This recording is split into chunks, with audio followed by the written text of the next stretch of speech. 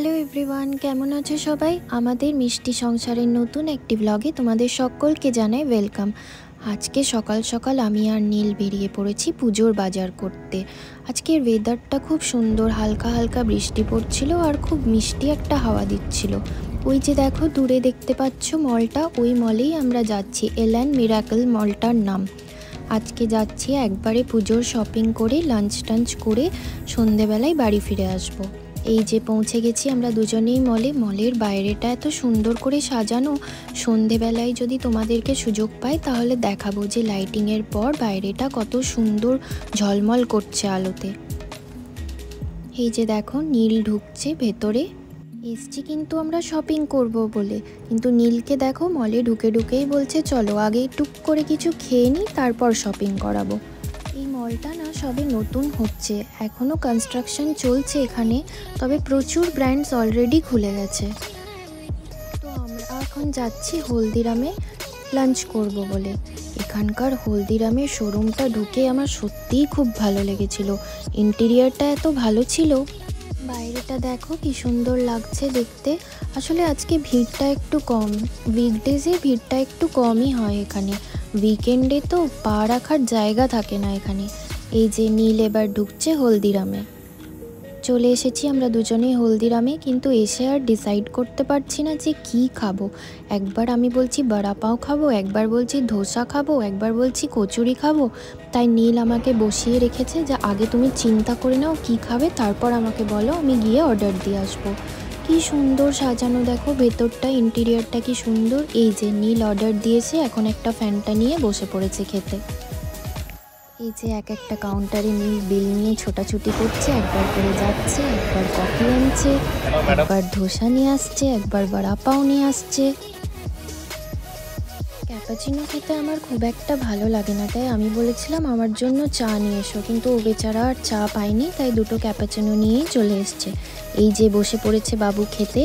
এটা হচ্ছে আমাদের ক্যাপাচিনো, পাশে হচ্ছে আমার কচুরি, এটা হচ্ছে আমার বড়া পাও, আর নীল নিয়েছে একটা মশালা ধোসা।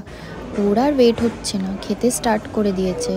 কেমন এ আবার আমাকে বলছে খুবই টেস্টি খেতে, তুমি কি একটা ধোসা খাবে, নিয়ে আসবো? আমি বললাম থাক, আমি আগে এটাই শেষ করে দেখাই, তারপর ধোসা খাবো। খেতে খেতে গল্প করতে করতে আমরা দুজনে এটাই ডিসকাস করছি যে কি নিই বলো তো পুজোতে, এথনিক নেব না ওয়েস্টার্ন নেব। শাড়ি নেওয়ার কথা তো এবার ভাবতেই পাচ্ছি না, বিয়েতে এত শাড়ি হয়ে গেছে, আর দিল্লিতে থাকলে তো সেরকম শাড়ি টাড়ি পরার সুযোগ হয় না। হ্যাঁ, বাড়ি গেলে বা শ্বশুর বাড়ি গেলে তখন শাড়ি টাড়ি পরার সুযোগ হবে। এই যে কচুরিটা আমি খাচ্ছি, কচুরিটাই এত বড় আর ভারী ছিল যে এটা খেয়েই পেট ভরে গেছিলো। বাকি খাবারটা যে কি করে খাবো বুঝতে পারছিলাম না, তাই নীলকে বলছিলাম তুমি খেয়ে নাও, তাই ও তাড়াতাড়ি করে বের করে আমাকে দিল, বলল না তোমাকেই খেতে হবে। এই যে দেখো সামনে জুডিও, পৌঁছে গেছি আমরা জুডিওতে। এবার আমি যাচ্ছি জুডিওতে শপিং করতে। ভিড়টা আজকে বেশ কম আছে, তাই কীরকম ফাঁকা ফাঁকা লাগছে একটু। আমি নীলকে বলছি চলো আগে ইনটিউন গিয়ে তোমার টি শার্টগুলো একটু দেখে আসি, তারপর আমরা জুডিওতে ঢুকবো। তাই নীল এখন আগে আগে চললো আর আমি ওর পেছন পেছন টুকটুক করে যাচ্ছি ভিডিও করতে। এই যে আবার স্যার দুটো টি শার্ট চুজ করেছেন আর আবার কনফিউজড হয়ে গেছেন আগের দিনের মতো। দেখো আমি এসছি এবার জুডিওতে। আমি দুটো মিডি ড্রেস নিয়ে চুজ করতে পারছি না যে কোনটা আমার উপর ভালো লাগবে, তাই নীলকে জিজ্ঞেস করছি কেমন লাগবে। ও বলছে দুটোই ভালো লাগবে, দুটোই নিয়ে নাও। দুটো হোয়াইট ড্রেস নেওয়া কি কোনো মানে হয় বলো, একই রকম তো দেখতে লাগছে। যাই হোক, আমাদের শপিং টপিং শেষ করে আমরা এবার বেরিয়ে পড়েছি। এই মলটাতে আসতে না আমার ভীষণ ভালো লাগে, কারণ এই মলটা আমাদের ফ্ল্যাট থেকে খুবই কাছে, জাস্ট 10 মিনিটসের রাস্তা। আর মলটাতে সব থেকে বেশি আমি আসি ডমিনোজ যাওয়ার জন্য, পিৎজা খেতে আমি ভীষণ ভালোবাসি।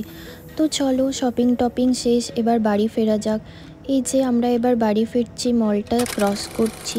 রাস্তায় যেতে যেতে দেখো তোমাদেরকে মন্দিরটা দেখিয়ে দিই। এই মন্দিরটা আমাদের ফ্ল্যাট থেকে শুধু 2 কিলোমিটারের রাস্তা। এই মন্দিরটাতেই আমরা গোটা শ্রাবণ মাস এসে জল ঢালতাম। বাড়ি ফিরে তো দেখি প্রচুর লোক জমা হচ্ছে, এমনকি মিডিয়া এসছে, পুলিশ এসছে। তারপর জিজ্ঞেস করাতে যে লাস্ট 14 আওয়ার্স ধরে ইলেকট্রিসিটি নেই, তাই লোকে কমপ্লেন করেছে।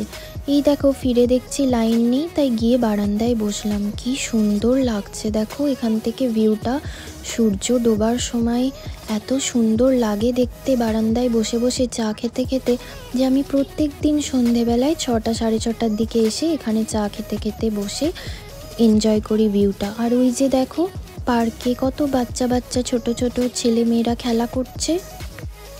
তো চলো আজকের ব্লগটা তাহলে এখানেই শেষ করছি। আমার ব্লগটা যদি ভালো লেগে থাকে তাহলে তোমরা প্লিজ একটু লাইক শেয়ার আর সাবস্ক্রাইব করে দিও। তোমরা সবাই খুব ভালো থেকো আর সুস্থ থেকো।